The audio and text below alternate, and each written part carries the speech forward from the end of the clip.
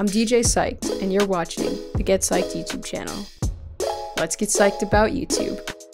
What's up? I'm going to do a little tutorial on how I use Adobe Audition and Adobe Premiere to make my videos, and how I use Adobe's Photoshop to make my thumbnails. So, just to start us off here, this audio probably sounds absolutely terrible, so what I'm going to do is I'm going to go into Audition. I'm going to go to File, New, Multi-Track Session. I'm going to name this Tutorials Part 1. Make sure to put a name that's relevant to what you're doing. That's something I recently talked about. Super important. But what I'm going to do here is I'm going to arm this track to record by hitting this little R. As you see by my volume, it is armed with the ability to record, but it's not recording yet. And then I'm going to go to default stereo input, and I'm going to put it in mono just because I like having it mono because it'll go into the right and left. If you leave it in stereo, depending on the settings, usually it'll only go in through one ear, which is easily fixable but also avoidable. Now you might notice that the audio has improved. That's because I've just started recording this through Audition, and I'm going to use this audio clip through the rest of the video so that you can hear it in better quality. This is why I use Adobe Audition as a way to record my videos. When I'm recording my videos, what I do, and this is just what works for me, is I put up my camera, I face it towards me, I talk to it like normal, but while I'm making my video, I have my mic attached to Audition. And so I'm getting the audio from my camera, and I'm having this audio from Audition. And what I do with that is I just go into Premiere, I put the video in, I put this new audio in that I mix down and save into the video, and then I just mute the video from the camera so that it's only this high quality recording you're getting.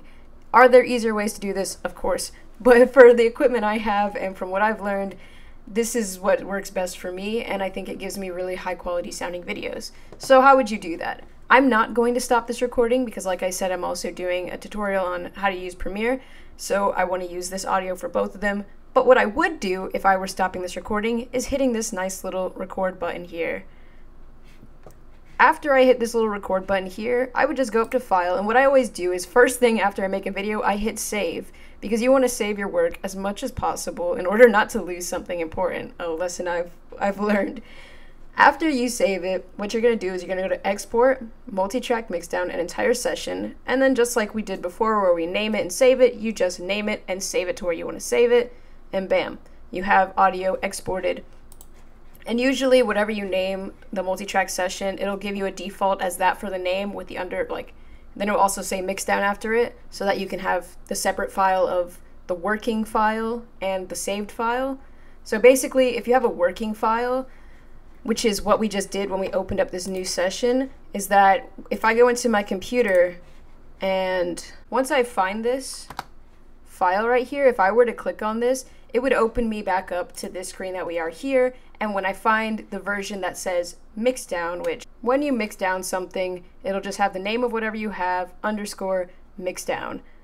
And that's the version of the file that you would use when you go into Premiere to put your audio and your video together. So it's just that simple. There is some basic audio editing you can do in here, and I'll just show briefly some of the helpful stuff that I've learned. So in Effects, I often like to go into Noise Reduction, and I like to put in Adaptive Noise Reduction. I didn't do that this time, probably should have. It still sounds fine without it, but I do think that sometimes it can help with the sound quality.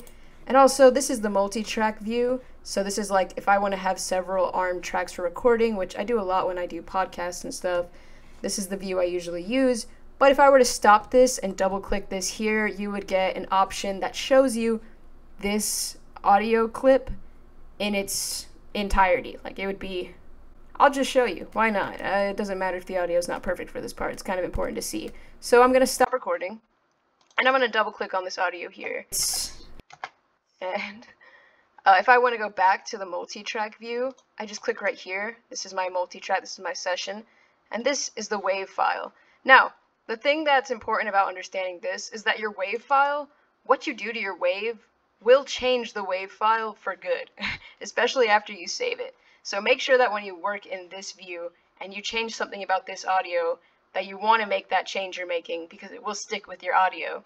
Some easy changes you can make with this audio are, if you go to Favorites, normalizing to -1 decibels. I think that's what it stands for.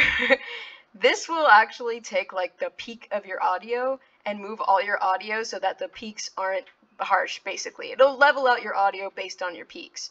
I always start with 0.1, but if that doesn't work for whatever I'm doing, then I'll try -3. But this is just an easy change you can make to your audio. I know that from here you could also, if you made the mistake of recording it in stereo, or if you just did like left or right and you want it to be in both ears, you could also fix that from here. If you want to make this into one like mono track, I would go to edit, then you go to convert sample type, and then channels, right? And make it mono or stereo. This is me making it stereo. Boom. Now we have 2 left and right, and it's stereo. If you needed to make it stereo, you could do that, and then you could also just convert it right back to mono like I like to do it. That's just, I don't know, just a preference I have. And yeah, and then you go back into your multi-track view, and this is where you could do some very basic but helpful editing. So the basic way that I've learned to edit is with this tool right here. It's actually incredibly helpful. Like I said, I do podcasts, and I often do podcasts with 2 people, so my audio would be here, their audio would be here. And what I do when I have 2 audios like this is I will just basically, boom, if I want to cut something out, I split,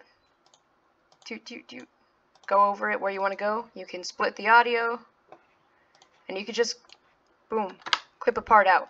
Now, if you do that, you just have a gap in your audio, and you can undo anything by just undoing it. If you have 2 pieces of audio you're working with, and you need the clips to fly away at the same rate so that you're not like, if you were to just keep cutting out pieces of audio, you and the person you're talking with would not sync up anymore. So what I do is, you hit split, you pick up a piece of audio, and you want to ripple delete.